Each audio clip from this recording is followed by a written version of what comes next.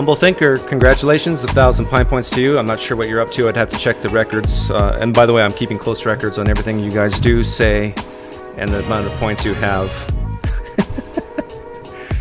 I'll just have to check with the home office up in Toledo, Ohio is where I keep the records. I don't know why I said Toledo, Ohio. There's probably someone watching from Toledo, Ohio. I'm torn about people like John Shelby Spong. And that is, he's a progressive type Christian. He doesn't believe almost anything in the Bible is actually historical in nature. And so I appreciate him for that sense. But another part of me says, like, what's the use? What's the purpose? What kind of Christianity is he really espousing here? Is it just to give him some answers like where did we come from, meaning to life, purpose, hope for an afterlife? I don't even know if this guy believes in an afterlife. He sounds like very much like a John Dominic Crossan type Christian, or maybe even a Dennis R. MacDonald type Christian that just views Jesus as a good role model, example, and so forth. But he does believe in God. And I, as much as possible, like to have guys like this who believe in a deity to say that a lot of the same things I've been saying for years, because I don't think he has any of these presuppositions against miracles. But maybe he does. I don't know.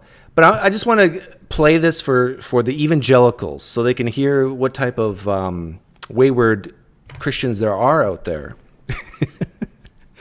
I call them wayward because I know I'm quite sure a lot of evangelical Christians would view guys like John Shelby Spong as wayward and a liberal Christian, progressive Christian who are as guilty as I am of leading the youth today to that dismal place called hell, belly up alone.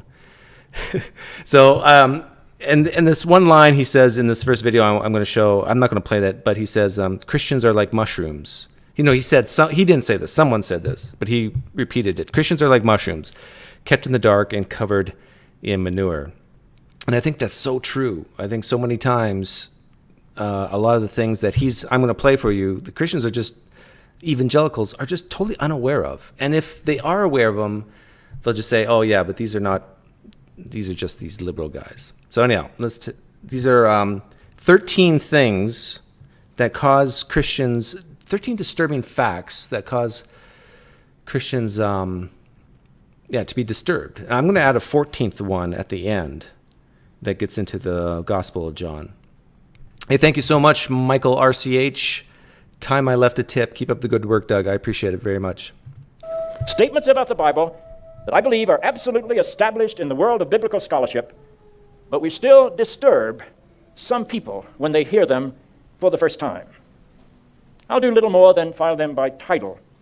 And I'll do, just to prove I'm not superstitious, 13 bullet points. 1, the Bible is a relatively recent book. It's not an ancient book. Put it into context of history. Our universe is between 13.7 and 13.8 billion years old. The planet Earth is about 4.5 billion years old. Life began on this... Isn't it refreshing? I know I'm kind of in this place where the people I talk to or the people I critique usually don't believe this stuff. But it's refreshing to hear a Christian say, universe 13 point some billion years old, Earth 4.6 whatever billion years old. Yeah, it's so refreshing. Planet about 3.8 billion years ago. Human-like creatures emerged out of the primate family, perhaps as long ago as 4 million years. Spoken language is probably no more than 100,000 years old. Written language, somewhat more than 15,000 years old. Civilization began in the Nile River Valley and in the Fertile Crescent between the Tigris and the Euphrates, somewhere between 10 and 12,000 years ago. But the Bible, it's only 3,000 years old. Now, why is he saying all this? Like, why should a Christian even care about this?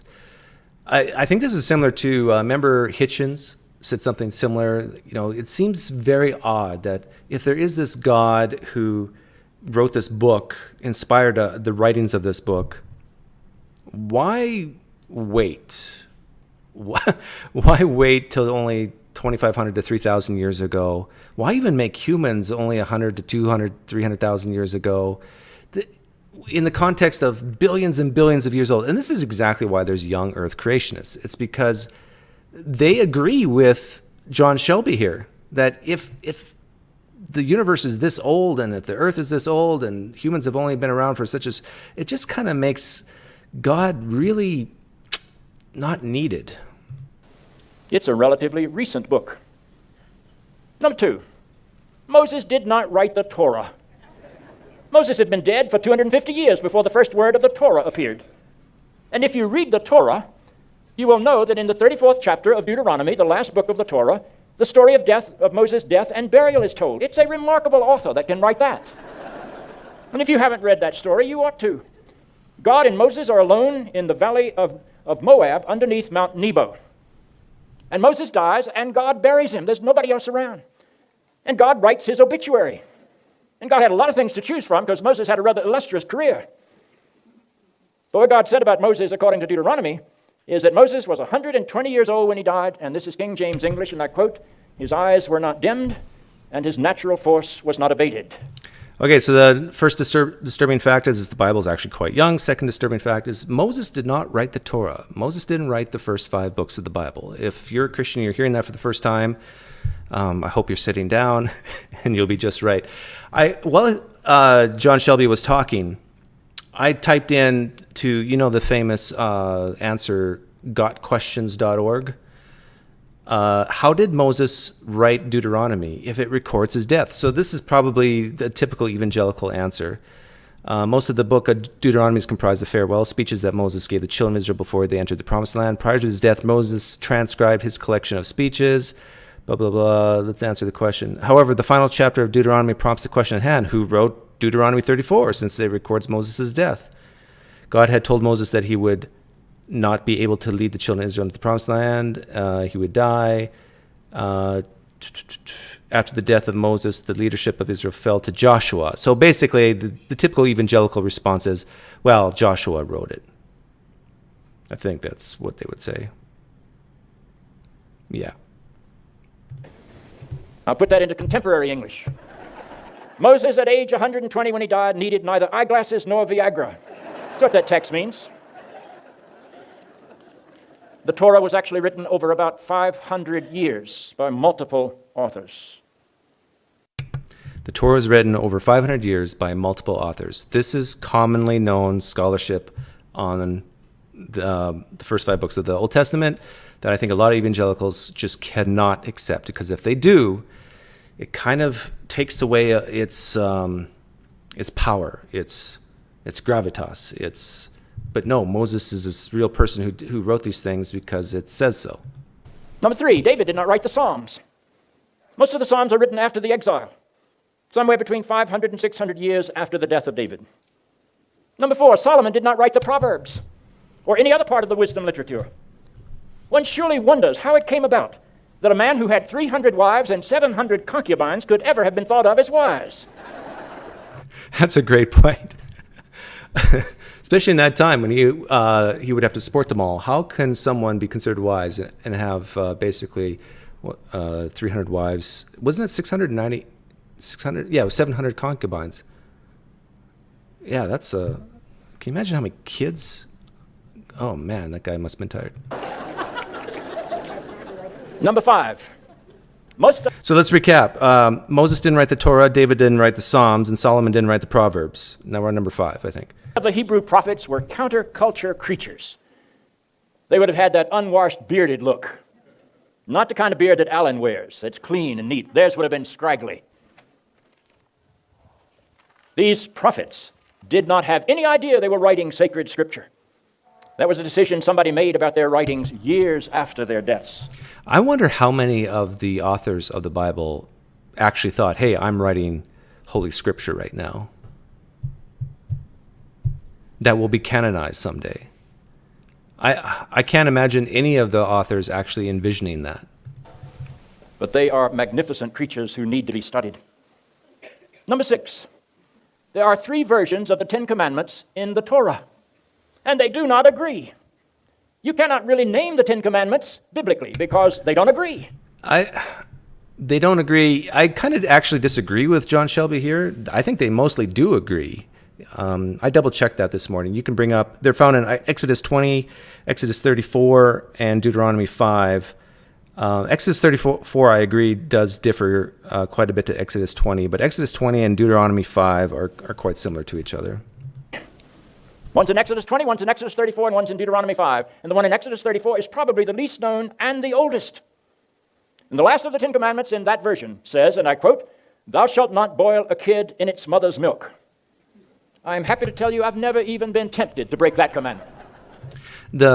One of the aggravating things, I think, for evangelical Christians about the Ten Commandments is that it's pretty clear that women are basically called property, that women are property of either their father or their husband back then, and they're put in a list right next to cattle.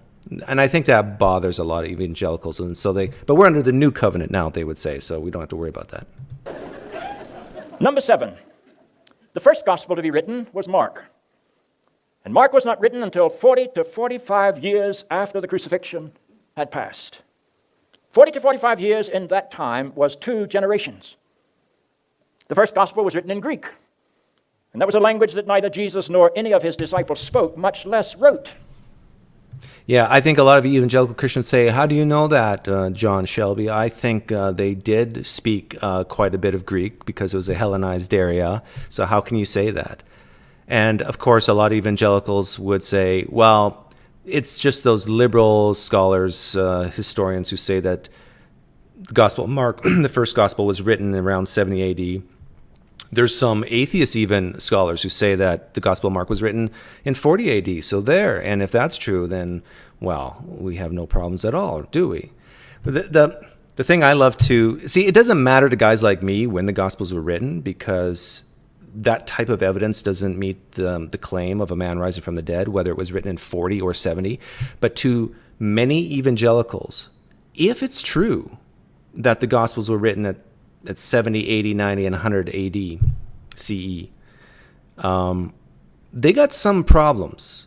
And the main problem is a lot of the eyewitnesses would have been dead by that point. It's really hard for them to admit this, but they do understand it. And that's why they try so hard to have early dates for the Gospels. The last Gospel to be written is John. And it was not written until 65 to 70 years after the crucifixion. That would be 3 to 3.5 generations after the crucifixion. That's a long time. Everything we have in the New Testament about Jesus floated through some kind of oral transmission for 40 to 70 years before anybody wrote it down. How literal can such a process be? How literal can such a process be? And this is the theme of a guy like John Shelby. Like, he's a Christian. He believes in a God. He believes Yahweh, I believe, exists. But he's trying to emphasize to a new breed of Christian that you can't take this stuff literally. And he's telling you why you can't. Number 8. Paul did all of his writing between 51 and 64. That's before any gospel was written. Paul died before any gospel was written. Paul didn't know there was such a thing as a gospel. And just so that I can keep your attention and you're not still wondering which the authentic epistles of Paul were, I'll now tell you. They are 1 Thessalonians, Galatians, 1 and 2 Corinthians, Romans, Philemon, and Philippians. Number 9. There is no evidence that we can find anywhere that miracles understood as supernatural acts were ever associated with the memory of Jesus of Nazareth before the 8th decade of this common era. Before the 8th decade? Well, I think he meant maybe the 7th decade, in the 70s. That's when the Gospel of Mark was written. But what the main point he's making here is, and this is, I think, what really Christians don't think about enough, is that there's no miracles reported until we hit the Gospels. That the life of Jesus, his ministry, all those miracles he did with the women and with the lepers and with the blind, the lame, and with Lazarus and so forth,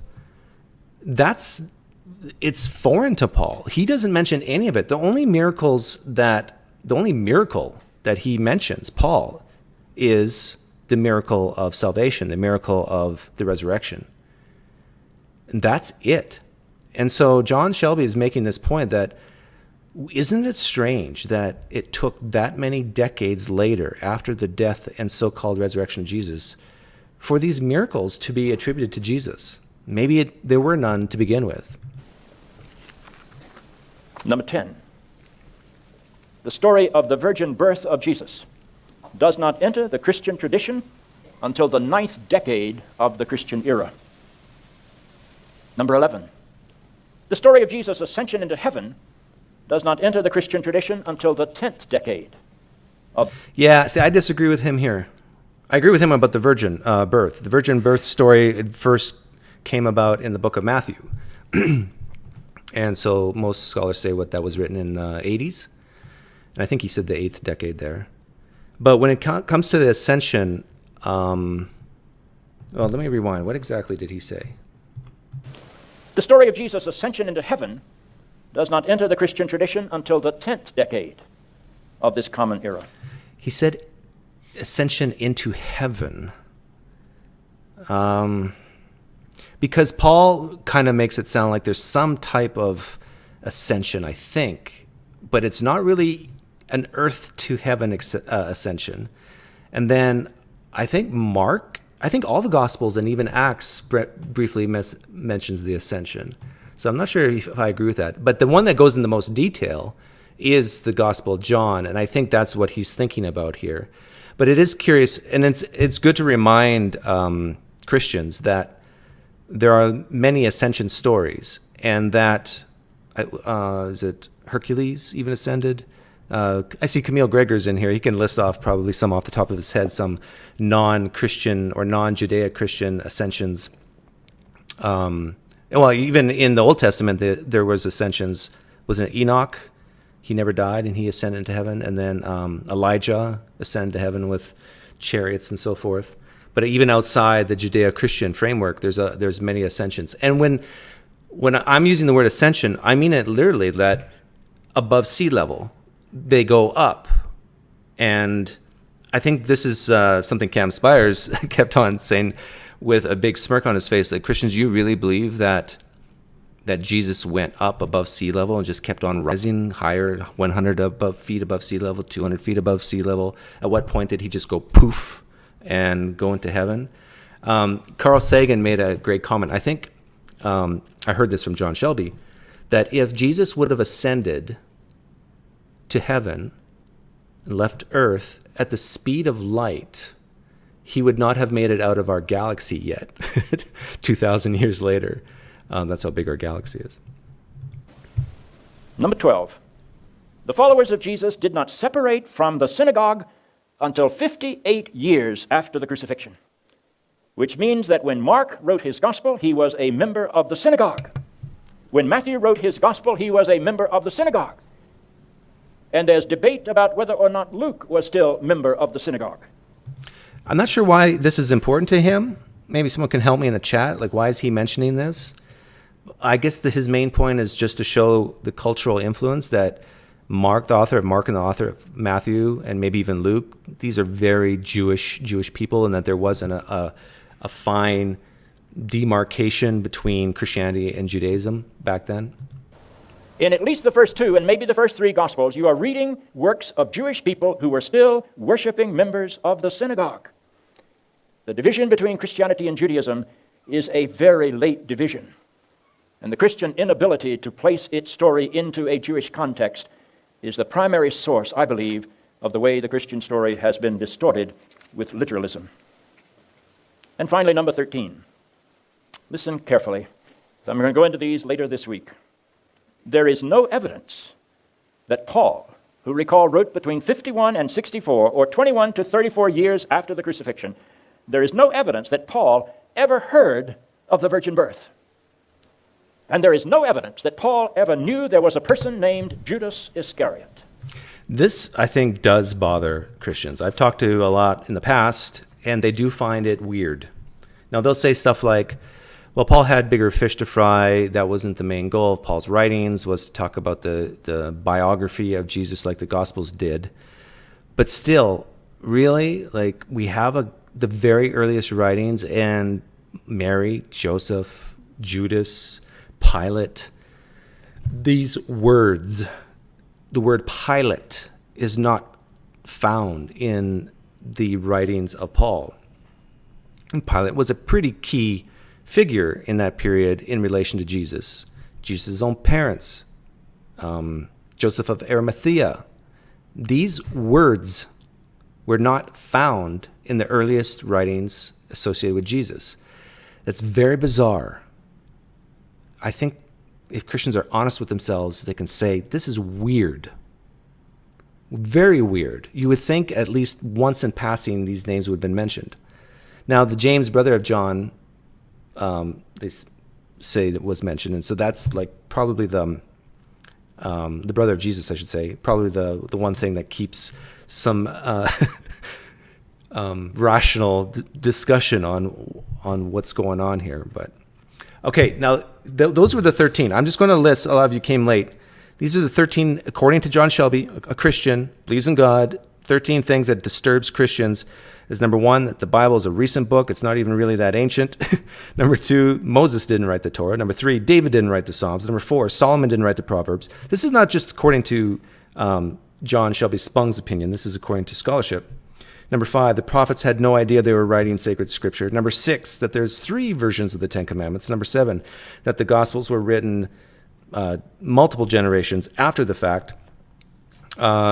Number 8, that Paul's writings don't mention a lot of the things that we just talked about.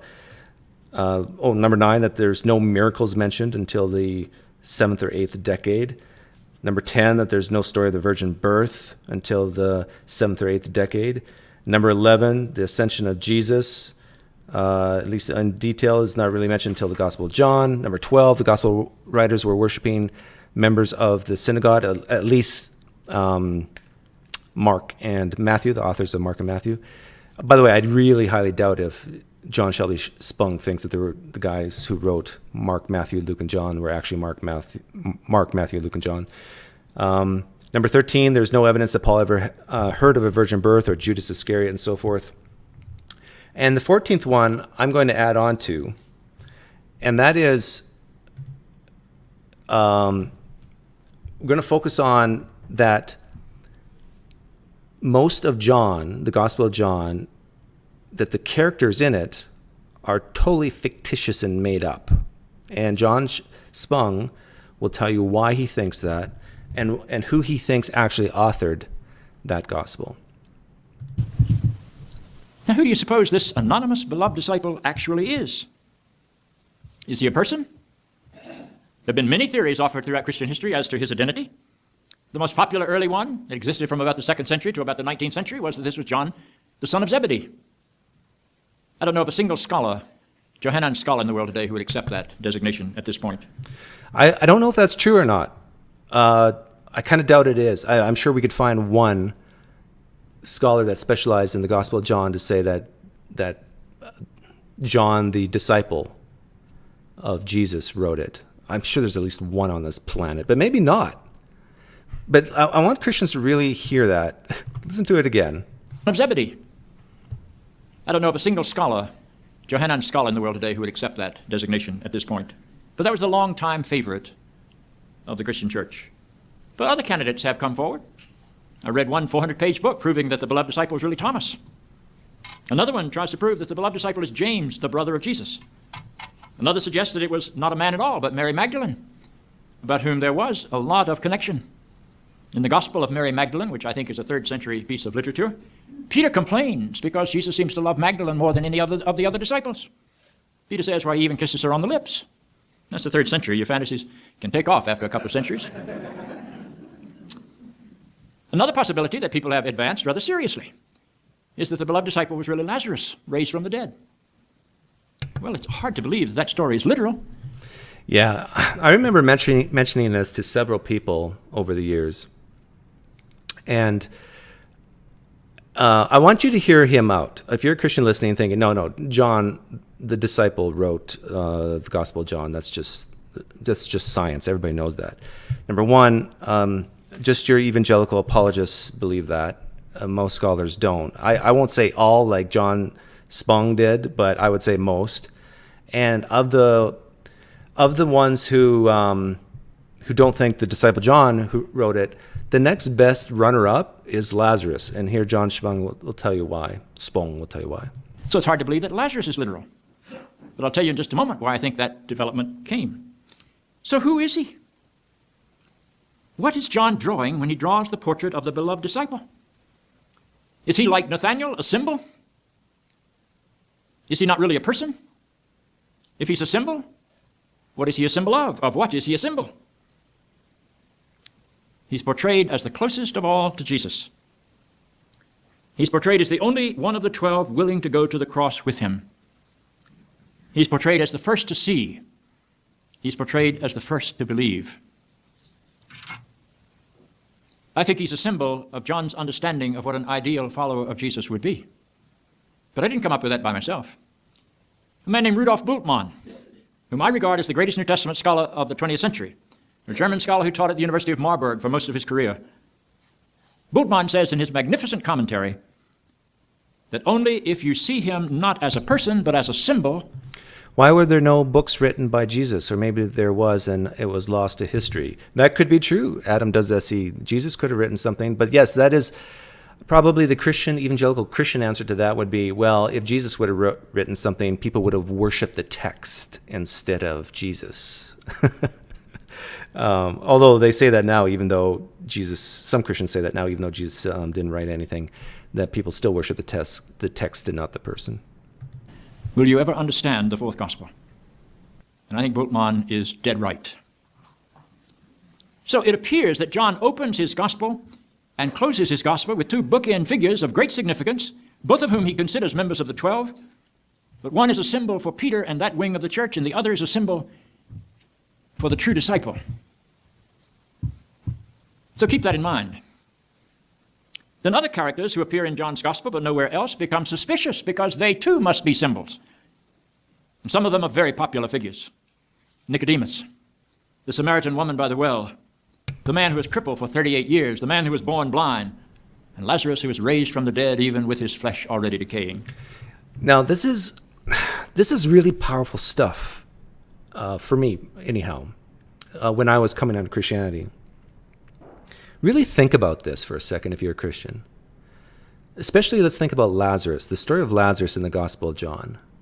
This is an amazing, I'm going to even put it in the perspective of the Christian who believes this stuff. This is an amazing event in history, is it not? A man dead longer than Jesus for 4 days who actually started to stink. And this man was raised from the dead by Jesus in front of many witnesses, not in somebody's house where there was just a bunch of followers of Jesus in there. This was out in the open where there's, a cave or whatever, a tomb. And it says in the story that there were people who didn't like Jesus there. And then afterwards they believed because of what they saw. Now picture this. Now picture the 12 disciples on an episode of Oprah. Oprah Winfrey is interviewing the disciples. In fact, in the first 4 seats, we have not just the disciples. We have, let's say, disciples and Luke there, and Mark is there. They're all on the episode of Oprah. And Oprah says, thinking back of your life with Jesus, what are some highlights that really come out to you? So let's talk about the miracles. What are some of the miracles that really stick out to you, disciples? Don't you think the Lazarus story would be one on close to the top of the list?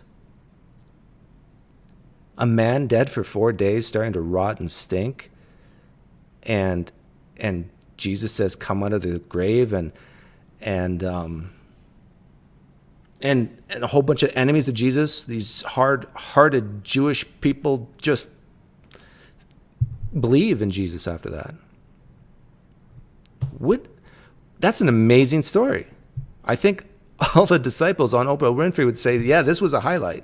Probably even, the one Peter walking on water and so forth, the graves being open and the dead come out. These were pretty big events in history, if you believe it happened. But here's the curious part that Oprah Winfrey would probably ask. Don't you Mark, why didn't you write about it? Can you imagine Oprah Winfrey asking the author of the Gospel of Mark, why didn't you write about Lazarus coming out of the grave? Well, I wanted to keep my gospel short. That's what the evangelical Christians will want you to hear Mark saying. Well, what about you, Matthew? You're one of the disciples. You were right there with Jesus when it happened. Why didn't you write about Lazarus being dead for 4 days and coming out of the grave?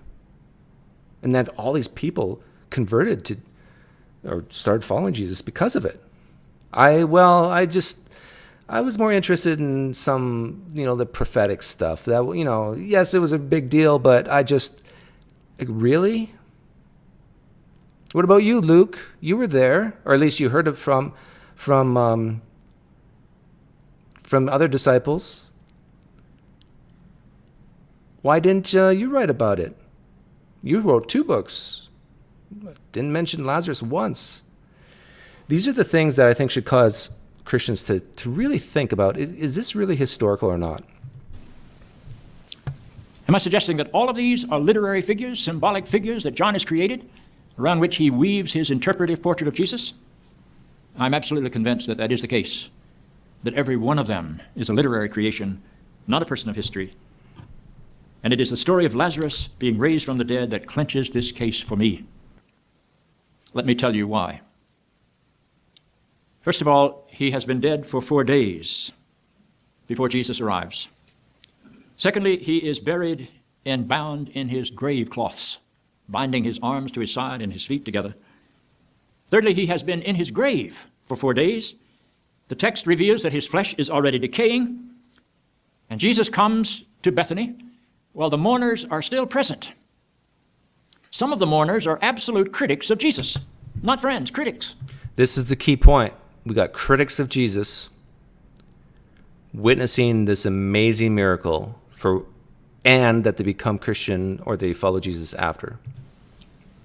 So there's this mixed crowd, and Jesus comes and he leads the procession out to the cave where the body of Lazarus has been buried. It is a very public event. It's not a private little event. This is not going into the room and raising the child's hand that's thought to be dead with everybody outside mourning and saying, Tabitha, arise, and the child arises, but nobody sees it. This is a public event, not just friends, but foes of Jesus. So the Christian has to take this story, and they have to ask themselves, why wait until 70 years, 60 to 70 years after the resurrection of Jesus to write about this? It's a rather incredible scene. And Jesus goes to the cave and says, roll back the stone. That's when Martha says, no, Lord, it's 4 days already, he stinketh. But they obey, they roll back the stone. And Jesus says, Lazarus, come forth. And here comes Lazarus bound in his grave clothes, walking in baby steps because his legs are bound together. He comes out of the grave, 4 days dead, already decaying. Is this history? And Jesus says, unbind him and let him go. Now, do you think that happened in a public event and nobody wrote about it for 65 to 70 years? Is that not incredulous? Yeah, see, this is the Oprah Winfrey question to the disciples on her bench.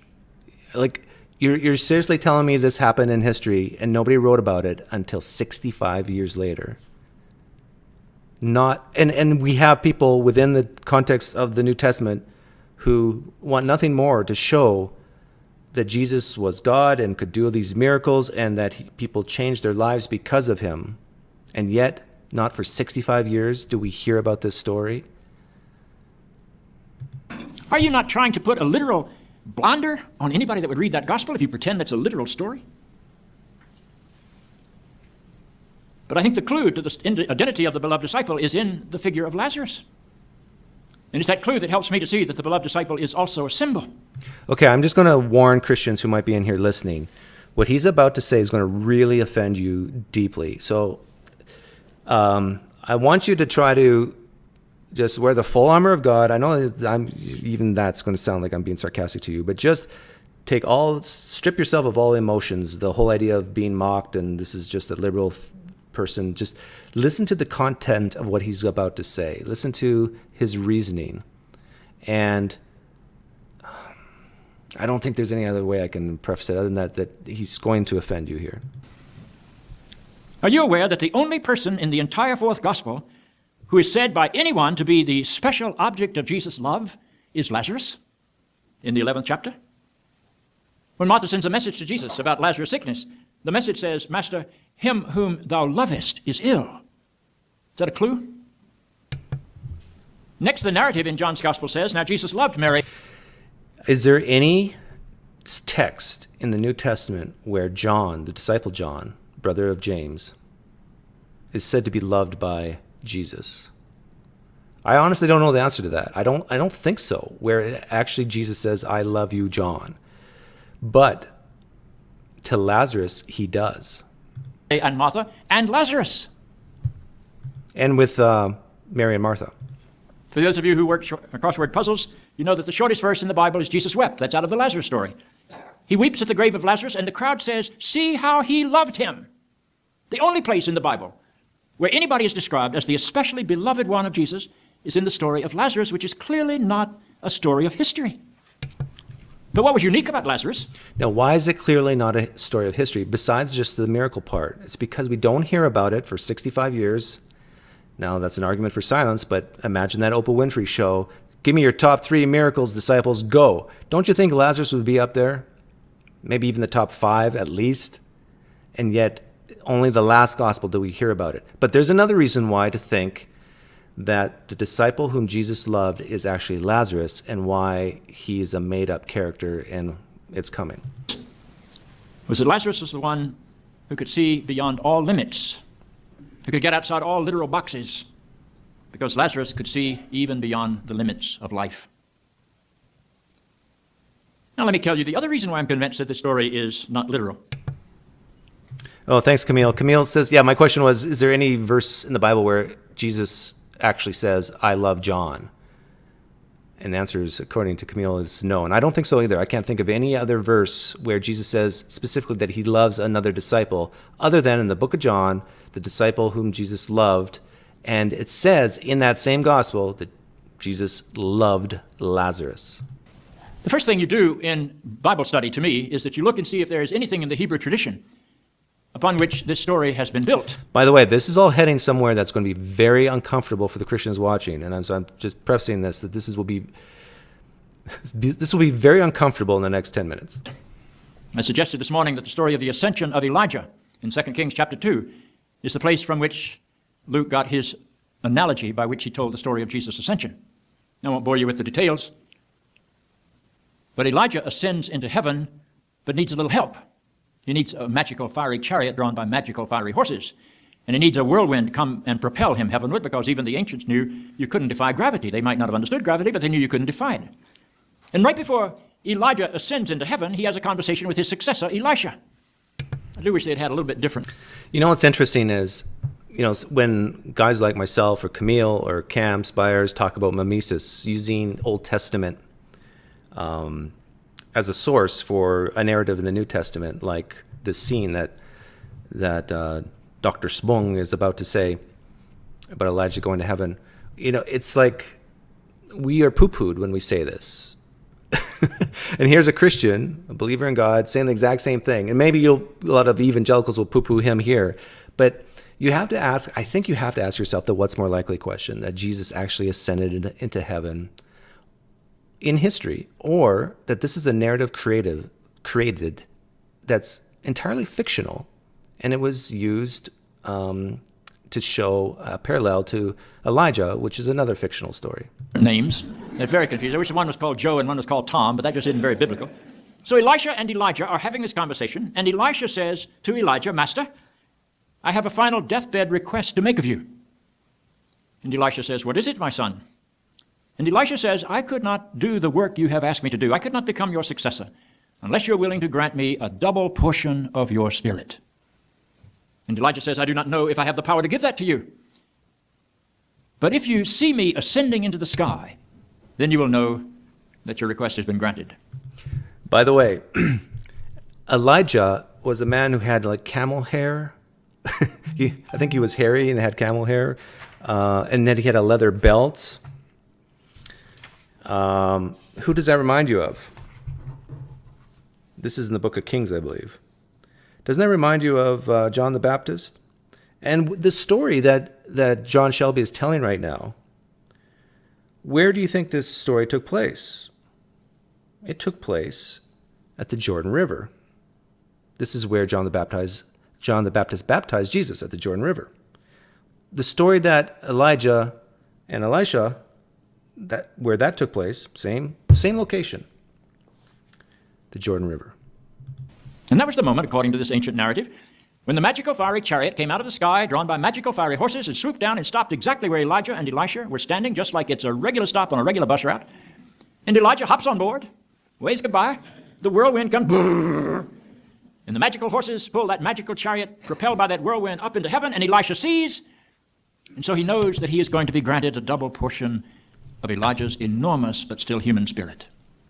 And Luke takes that story and he magnifies it. The new and greater Elijah can ascend without the help of a fiery chariot and fiery horses. The new and greater Elijah does not need to be propelled by a whirlwind. And the new and greater Elijah does not just give a double portion of his human spirit to his single disciple. He gives the infinite power of God's Holy Spirit poured out on all generations. Okay, now, when I hear this, it actually gives me chills. Like, this is amazing writing. And this is the sad part about Christianity, evangelical type Christianity, is that they think that if this is just literary devices, then it takes away from the power and the beauty of it. But I'm here to tell you that if you can view this as all fiction, all just literary devices, and appreciate it, thinking, wow, what an amazing writing. Just like you can appreciate a screenplay here today. And I think what John Shelby Spong is saying here is exactly right on. It's like Jesus, unlike Elijah, because Jesus is better than Elijah, he didn't need all these fiery chariots and so forth. He could just do it on his own. He could ascend into heaven on his own. He didn't need all this help to get to heaven. He could just do it on his own. And unlike Elijah, who only gave double a portion of his spirit to Elisha, Jesus gave all of his spirit in the form of the Holy Spirit to help his followers. Like, it's amazing, the parallels. It's Elijah magnified.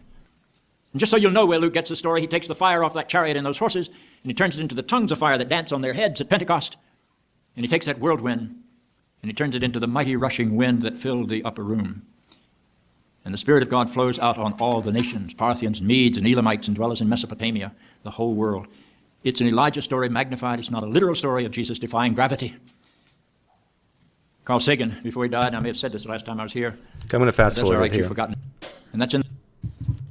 And so you don't have to worry. So it's hopefully to be literalized. And so you don't have to worry about astrophysics. It was an Elijah story magnified. But for our purposes today, the important clue is that only in the Lazarus story is there any indication that there was a person who was especially beloved of Jesus, and that's in John's Gospel, and I think they fill in each other. Okay, here comes the really offensive part. So the first thing you do to try to make sense out of the Lazarus story is to look in the Old Testament, see if you can find any parallel that's been magnified. That happens over and over again. But I could find none. So I turned to the only other place I knew how to turn. I turned to the only other mention of a person named Lazarus in the entire New Testament. And that's in the Gospel of Luke. And it's in a parable. Clearly a parable, not history, a parable. And in that parable, Lazarus is a beggar with sores all over his arms and face, begging at the gate of a wealthy man whom we have given the name Dives, which simply means a wealthy man. So it's the parable of Lazarus and the wealthy man.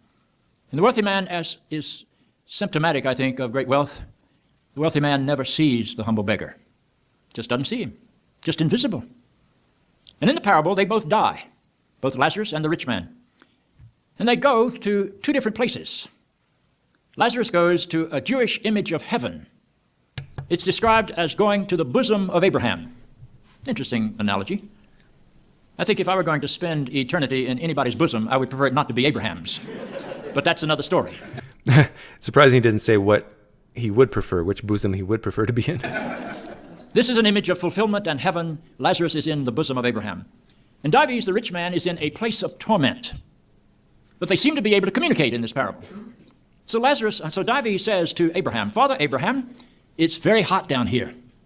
Why don't you send Lazarus down so that he can dip his finger into water and quench my thirst?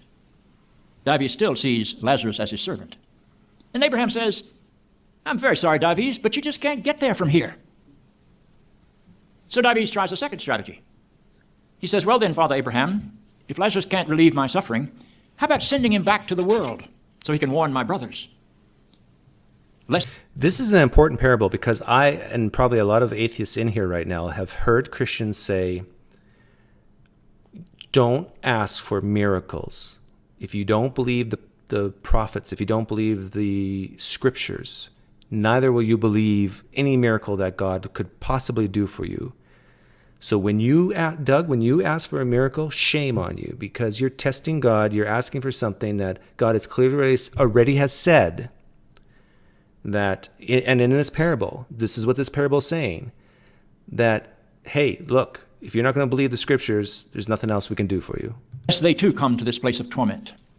And in the parable, Abraham says, Davies, your brothers have Moses and the prophets. If they do not listen to Moses and the prophets, they will not listen even if... Michael, RCH, great point. A lot of what John Shelby Spong is saying here, Richard Carrier has said the same thing. It's not like Richard Carrier's way out there in scholarship. If one is raised from the dead. That's Luke's parable. They will not listen even if one is raised from the dead. Prophets, they will not listen even if one is raised from the dead. Okay, so Lazarus, if he goes back to warn his family, the rich man's family, they're not going to believe Lazarus. They're not going to believe from a resurrection. This is an amazing point. Think about what this parable is saying. They're saying a resurrection is not going to convince people of heaven, hell, Jesus, and so forth. A resurrection of Lazarus. In the Gospel of Luke, this parable takes place in the Gospel of Luke. The author of Luke, which I don't believe was Luke, is making a point here that the scripture takes precedence over these miracles. Now, I'll let John Shelby finish the rest. That's Luke's parable. John turns that parable into a quasi-historical event to confirm the analysis of the parable. One is quite literally raised back into this life from the dead, and it does not create belief.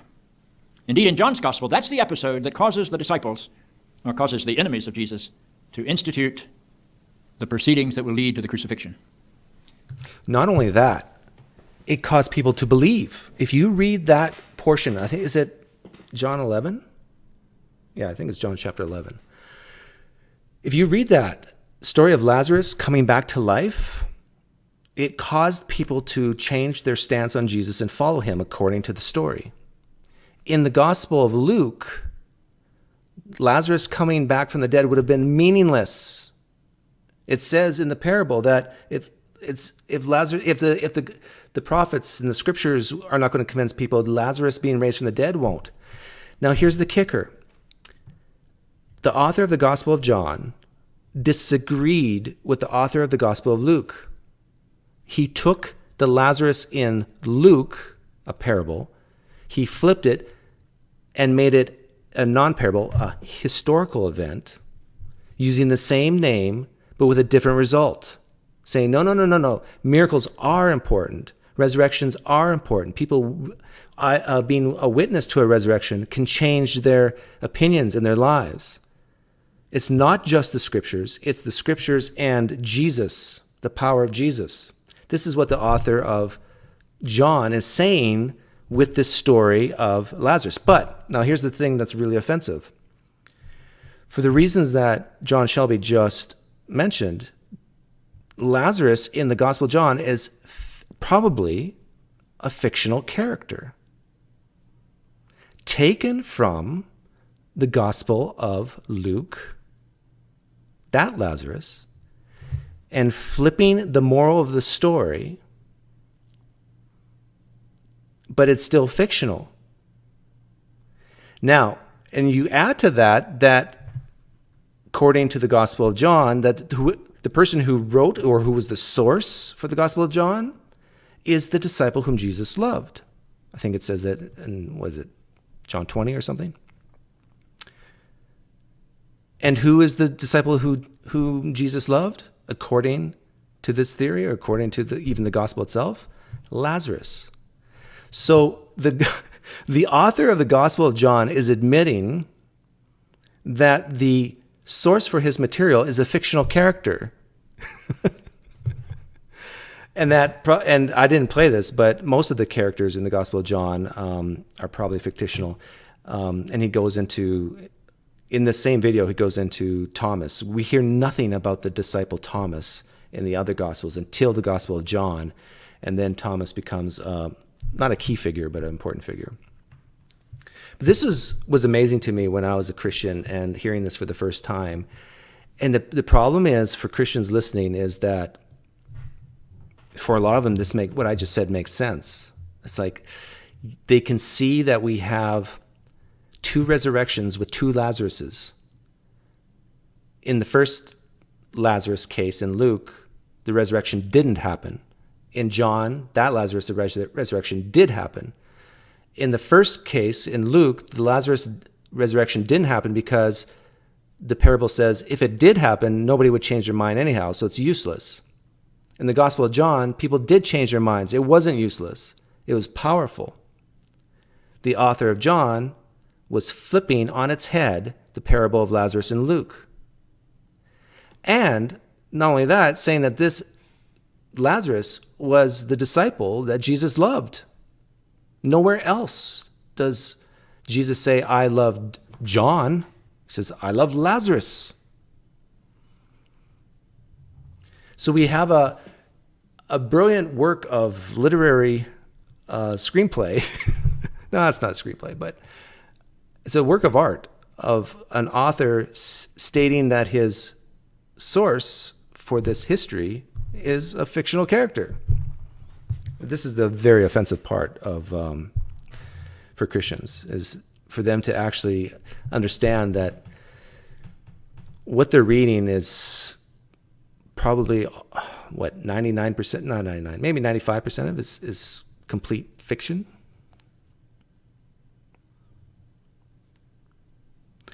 And if you think guys like John Spong is making this stuff up, or if you think I'm making this stuff up, go deep into it. As he said, he said he doesn't know of one historian who specializes in the Gospel of John who believes that the disciple John wrote it. And they actually think the author is trying to let the reader know that Lazarus wrote it, that he was the real pinnacle type disciple whom Jesus loved, and this is the disciple you should be focusing on. And yet, it's fictional, based on the Gospel of Luke. It's quite amazing, actually. Yes, I agree, Michael RCH. The writing was sheer genius. There's plot holes, though. I can't think of a lot of them off the top of my head, but there's definitely plot holes in the Gospels.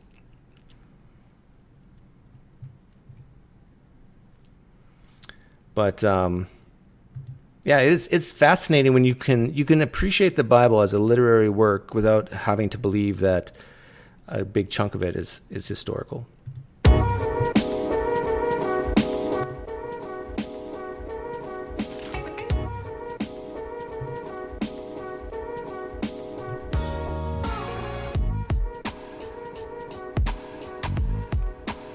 Yes, when you understand what's going on, only then can you appreciate the Bible as the brilliant piece of literature it is.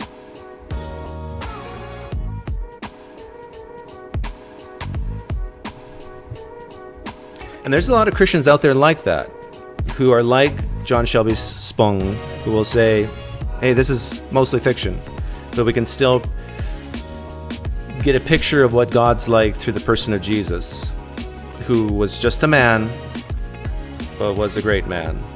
That's where I disagree with the Christian. I think if Jesus said half the things that was reported of him, he's an evil guy. Because he said, I'm God. I forgive the sins of others where I have no business to do.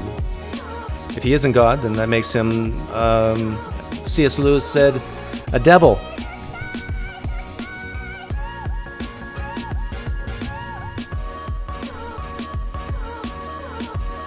Hey, good to see you here, Joy.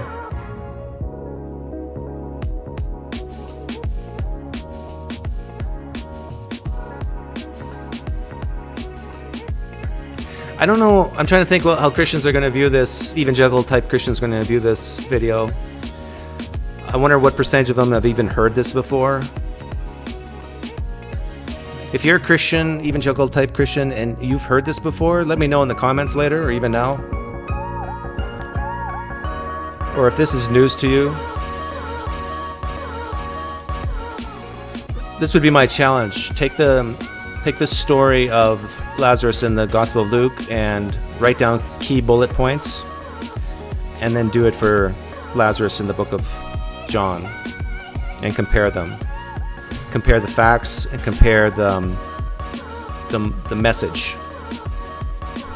and you'll see that they play off each other.